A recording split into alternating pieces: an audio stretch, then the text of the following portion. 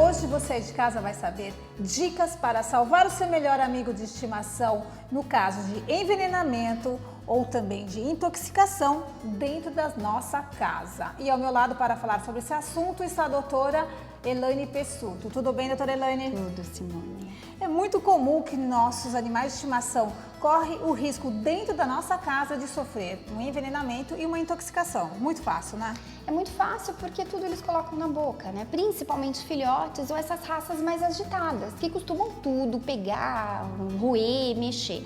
Então, sim, é um tipo de acidente muito comum mesmo. Fora os acidentes, nós, donos de animais, não sabemos aquilo que pode prejudicar o nosso animal de estimação. Muitas vezes nós podemos dar um alimento que a gente acha que é super normal, né, para nós, gente, mas para eles não. Não é. Então, começando por essa dica, quais são os alimentos que não devemos dar para os nossos animais de estimação que pode levar ele a uma intoxicação? Vocês não vão acreditar, na verdade. O chocolate é bastante incriminado, realmente. A gente adora chocolate, muitos de nós são chocolatras, não é? E os cães, eles também gostam, mas chocolate não pode ser dado para animais, não pode ser oferecido. O chocolate meio amargo e o amargo, principalmente, tem uma grande concentração de uma substância que é altamente tóxica para o cérebro dos cães. Pode levar até convulsão, até o coma. Então, chocolate é proibido para cachorro. Qual é a quantidade que pode levar ao óbito do animal? Na verdade, Simone, não tem muito essa história de quantidade, porque como eu te falei, o chocolate amargo e o meio amargo tem uma maior concentração dessa substância que chama teobromina. Nome esquisito, né? Mas eles têm uma concentração maior. Agora, se você pensar num labrador grandão comendo um pedacinho pequenininho, mas você pensar num Yorkshire bem minúsculo comendo aquele mesmo pedaço, vai fazer diferença para eles. Então, não pode comer nenhum pedacinho, na verdade, nenhum. Quais são os outros alimentos que também não fazem bem aos nossos animais? Isso é quase inacreditável.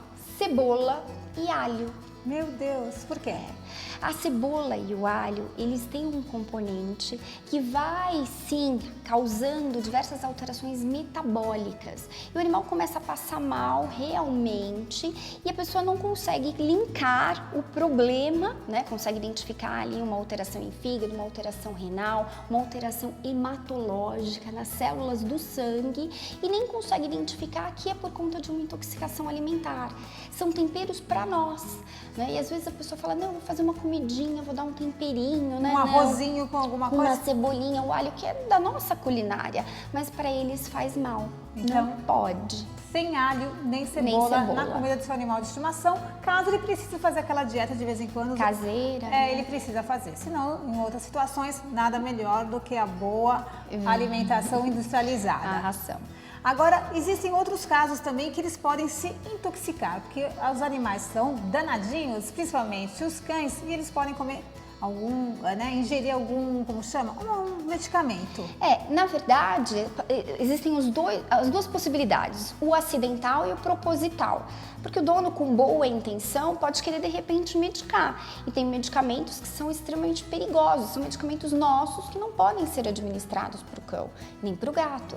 Então, assim, todo medicamento que for oferecido, administrado para o animal, tem que ser com orientação veterinária. Um medicamento que é super comum, que todo mundo em casa tem na sua caixinha, são os diclofenacos. Sabe quem são os diclofenacos? Cataflam, Voltaren, todos esses a gente tem, porque é comum a gente usar. Só que eles são extremamente tóxicos para animais. Para cães pode matar de hemorragia gástrica. Então, nunca medicar o nosso melhor amigo de estimação? Nunca, sem a orientação de um veterinário. Tá. Em caso dessa intoxicação, se for muito grave, quais são as dicas para primeiros socorros? Tá. O que a gente tem que pensar é o seguinte, se é um comprimido, é um alimento, ele foi feito para ser ingerido, concorda? Então, se ele foi feito para ser ingerido, eu consigo induzir o vômito. Como assim induzir o vômito? A intenção é que realmente o animal coloque para fora o que ele comeu que vai fazer mal. E eu preciso de rapidez nesse processo, Simone. Então eu preciso que entre o tempo de ingestão do alimento e até a gente promover o vômito não passe de 1 hora. E como que a gente faz para um animalzinho vomitar? A gente vai dar a salmoura, que é água com sal, só que morna, ou ainda água oxigenada 10 volumes. 10 volumes, gente. Não vai pegar 10, aquela de 20, 30 do seu cabelo, que isso vai fazer mal. 10 volumes, é muito É a de importante. 10 volumes. E aí é lógico, não tem um gosto bom, não é? Então a gente tem que colocar na boquinha deles com a ajuda, por exemplo, de uma seringa, né? Então puxa na seringa, coloca o animalzinho de pé ou sentado com o pescoço esticado, seringuinha no canto da boca e coloca e injeta lá dentro. Mas Ele pura? tem que engolir pura. Porque a Qual a intenção, quantidade? Simone, a intenção é que seja ruim mesmo a ponto dele vomitar. Porque ele vai vomitar o quê? A salmoura ou a água oxigenada e vai vomitar junto o que ele ingeriu que faria mal.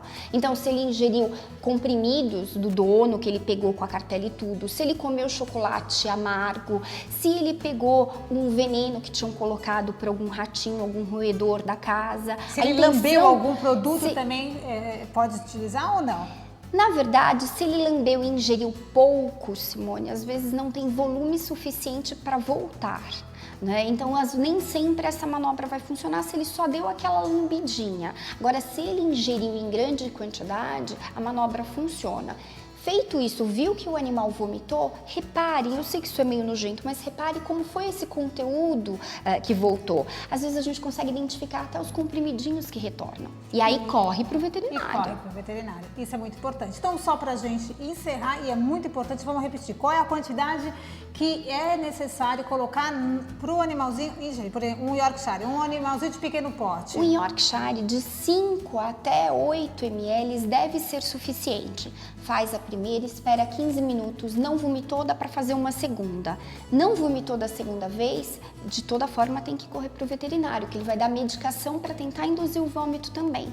Animais maiores, às vezes até 20 ml pode ser administrado sem problema nenhum. Então é muito importante que a gente sempre tenha à mão numa caixinha de primeiros socorros para o seu pet, né?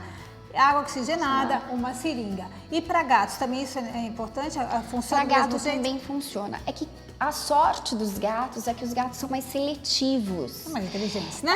Eu brinco que eles são mais inteligentes, né? Então E eles mais palatáveis. raramente eles pegam, eles engolem alguma coisa. Bom, adorei essa dica e eu espero que não aconteça nada com o seu animalzinho em casa, mas se acontecer, eu tenho certeza que vai ser bem importante Vai esses ser bem primeiros útil. socorros e corra para o veterinário, não é isso? Isso mesmo. Muito obrigada Nada, e Simone, até a imagina, próxima. até. O nosso programa chegou ao fim, mas você de casa continua com a gente através do portal coisadeamigo.com.br.